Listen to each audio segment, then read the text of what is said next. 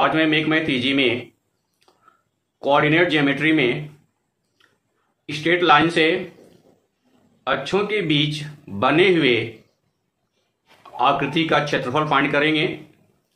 आज का हमारा क्वेश्चन है कोऑर्डिनेट ज्योमेट्री के इक्वेशन ऑफ लाइन से।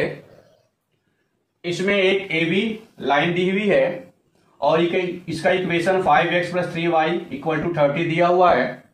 क्वेश्चन कर रहा है find the area of triangle AOB। Triangle AOB की एरिया फाइंड करना है। तो किसी भी ट्रायंगल त्रिभुज की एरिया को फाइंड करने के लिए फॉर्मूला होता है 1/2 इंटू बेस इंटू हाइट। तो यहां हम इस फिगर में देखते हैं बेस OA है और हाइट OB हो जाएगा।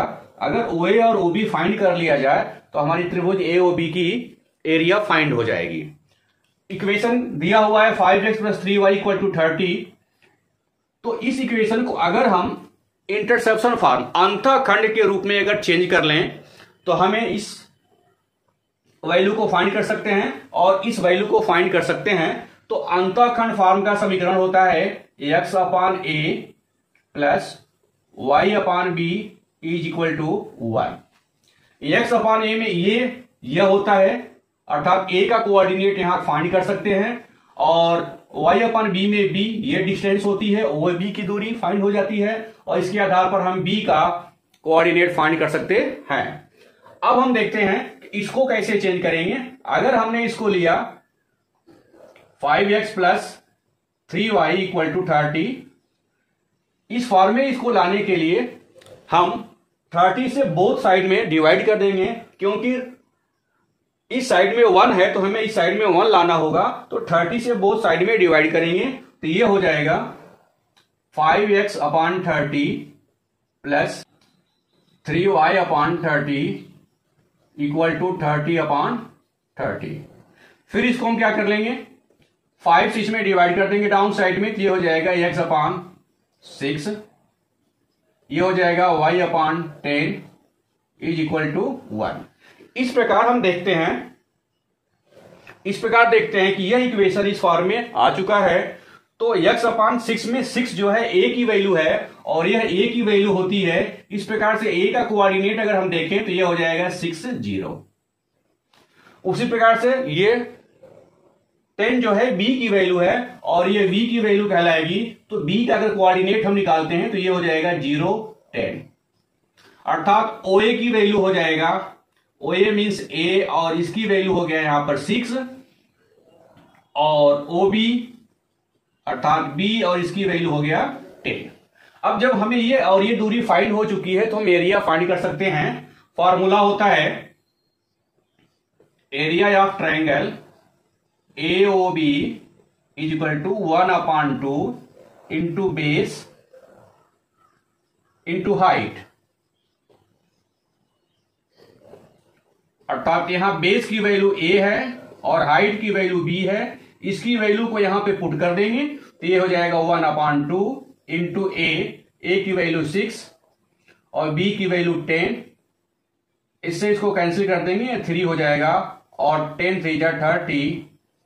चूंकि यहां पर कोई यूनिट नहीं दिया हुआ है, इकाई नहीं दिया हुआ है कि मेजर किस में करेंगे, तो इसको हम लिख सकते हैं यूनिट स्क्वायर या इकाई स्क्वायर।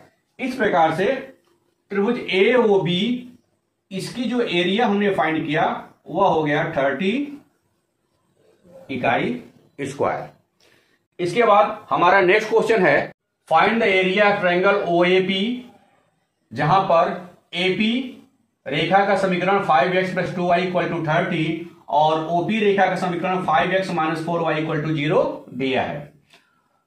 हम जानते हैं कि किसी भी त्रिभुज का क्षेत्रफल फाइंड करने के लिए 1/2 into base into height, base और हाइट की आवश्यकता पड़ती है और इस प्रकार से फॉर्मूला हम यूज करके सॉल्व कर लेते हैं। अगर हमें OA की वैल्यू फाइंड हो जाए तो ये बेस फाइंड हो जाएगा और ये डिस्टेंस, परपेंडिकुलर डिस्टेंस x अक्ष से P के ये फाइंड हो जाए था, तो y की वैल्यू फाइंड हो जाए, इस त्रिभुज की एरिया को फाइंड कर लेंगे। अब क्या करेंगे, क्योंकि ये रेखा x अक्ष से होकर के जाती है तो y की वैल्यू 0 हो जाएगी। इस प्रकार से अगर हम y की वैल्यू 0 लेते हैं इस प्रकार से हमारा इक्वेशन हो जाएगा 5x plus 2 into 0 is equal to 30, और इस प्रकार से हो जाएगा 5x इक्वल टू 30 और x की वैल्यू इस प्रकार से हो जाएगा 30/5 इक्वल टू 6। तो यहां पर हमने देखा कि पॉइंट ए की वैल्यू कोऑर्डिनेट अगर फाइंड करना है तो x की वैल्यू 6 और y की वैल्यू 0 हो जाएगी, तो ये हो जाएगा 6 0, अर्थात OA की जो वैल्यू फाइंड होगी वह हो जाएगी 6 यूनिट। अब हमें फाइंड करना है ये y की वैल्यू, अर्थात P में x और y की वैल्यू। तो अगर हम देखते हैं कि ये दोनों रेखाएं यहां पर दोनों को इंटरसेक्ट करती हुई बिंदु P का निर्माण करती हैं, अर्थात ये रेखा और यह रेखा प्रच्छेद करती हैं बिंदु P पर। तो अगर इन दोनों का को सॉल्व कर लें तो इनका इंटरसेक्शन पॉइंट अर्थात प्रतिच्छेदन बिंदु प्राप्त हो जाता है। तो इसलिए हम क्या करेंगे, इन दोनों का प्रतिच्छेदन बिंदु फाइंड करेंगे। तो इस प्रकार से हो जाएगा 5x plus 2y equal to 30, और ये इक्वेशन है 5x minus 4y equal to 0।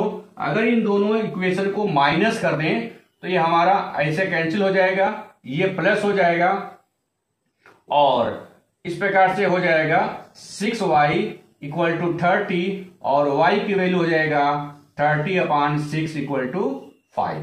तो यहाँ y की वैल्यू फाइंड हो गई और वो 5 है, तो ये जो डिस्टेंस होता है y की वैल्यू ही होती है। हमें यहाँ पर P में x की वैल्यू को लेने की आवश्यकता नहीं है, क्योंकि हमें सिर्फ इस डिस्टेंस को चाहिए और इस डिस्टेंस को चाहिए। तो यहाँ पर हमने देखा ये जो परपेंडिकुलर डिस्टेंस जो फाइंड हो गया पॉइंट P के लिए वह है 5।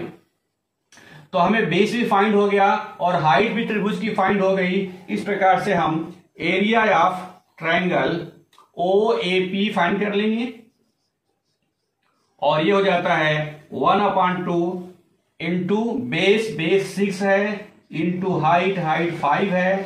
तो इस प्रकार से 2 3 6 और 5 3 जा 15, इस प्रकार से 15 इकाई स्क्वायर हमारी त्रिभुज की एरिया फाइंड होती है। इसका एक फॉर्मूला और है, इस पॉइंट O की कोऑर्डिनेट 0 0 हो जाएगा, यह फाइंड हो गया, ये 6 0 हो जाएगा, और P की वैल्यू अगर यहां पर y की वैल्यू 5 है तो x की वैल्यू फाइंड कर लेंगे, x की वैल्यू 4 हो जाएगा, और इन तीनों बिंदुओं के माध्यम से भी त्रिभुज का क्षेत्रफल फाइंड किया जा सकता है।